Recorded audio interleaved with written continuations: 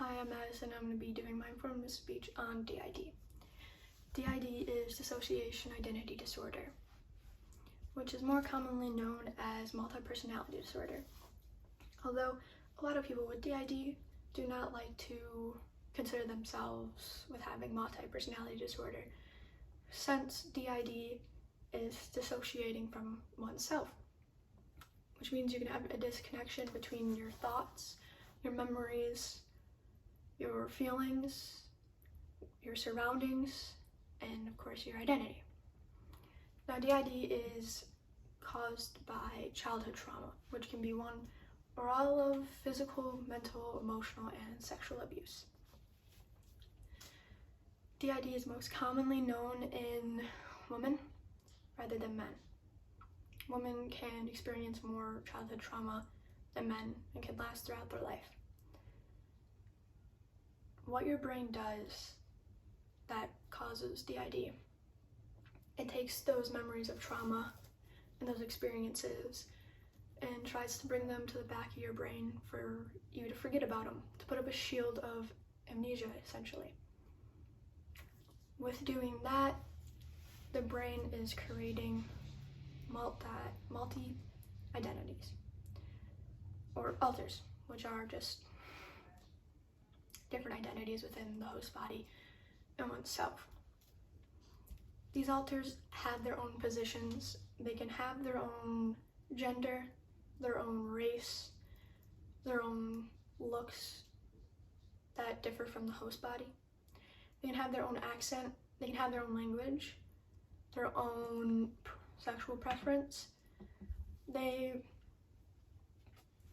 can even have their own skill sets and their own defaults. They have their own experiences as well that they can recall that other alters cannot. There are many different types of alters that have a role within the system, which is what people with D.I.D. call where the alters essentially live within your mind. Now, there's the host alter, which is the one that is in front most of the time, which in front is being in control of the body, physically, mentally, emotionally.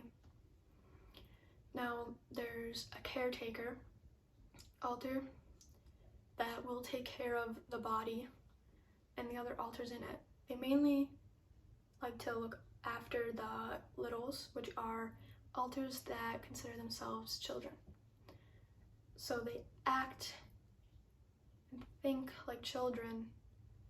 So the caretakers and even other alters like to protect them because they're more gullible and vulnerable to the world. There's a protector alter, which will protect the host body and the other alters in a situation that can be harmful and can help guide them. There's abusive alter, which is one that took on the tendencies of their own abuser. There's teen alters, which are in the age range of being a teenager, and they're usually more excited and free, which can give the person that went through all the trauma freedom in a sense when they're out. There's opposite sex alters, which, like I said before, alters can have their separate gender than the host body. There is a YouTuber, Dissociated D.I.D., who has around 21 alters and has male alters within her. They have their own sexual preferences as well. One of them is actually dating another person that has D.I.D. And two of her alters are actually dating that same person that has D.I.D. Just two different alters that person has. So they can develop their own love life, relationships. There's also dead alters, which don't identify themselves as human necessarily, or having an age. They're a ghost or a spirit, whichever one you would like to say. There's disabled alters as well, which they can be blind, they can be deaf, they can be mute, they can have a learning deficiency, even if the host body doesn't have any of those.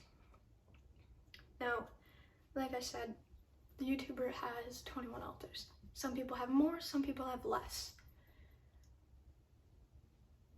They have to learn how to cope with all those different alters and still manage to have a healthy life, even though it can cause them pain at times with dissociating in different places. They can end up in places that they don't even recognize.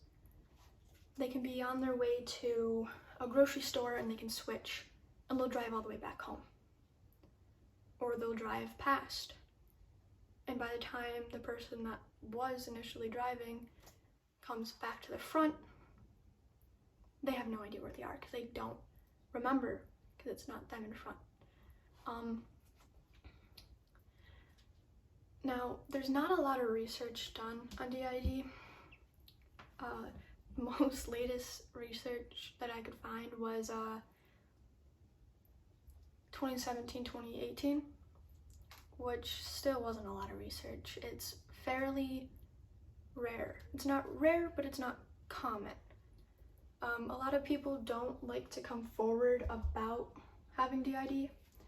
because they don't want to be labeled as predator to society. For example, the movie Split, it projects people with D.I.D. to be vicious and unexpected actions, movements. He is portrayed as a murderer, psychotic, kidnapper, although not everyone with D.I.D. is like that. But seeing as how society makes it seem that people with D.I.D. are dangerous, people tend to be scared of people with D.I.D., which causes them to not want to come forward with having it because they don't want people to be scared of them, which is something that should be fixed because they deserve to be treated equally too. Just because they have multiple identities within themselves, they don't deserve to be mistreated and seen as a monster, because that's not how it is. They don't have superpowers, even that's movie magic with him climbing on the walls, but they're not like that. Most of them aren't. That is all I have. Hope you learned something about dissociation identity disorder. Stay safe. Bye.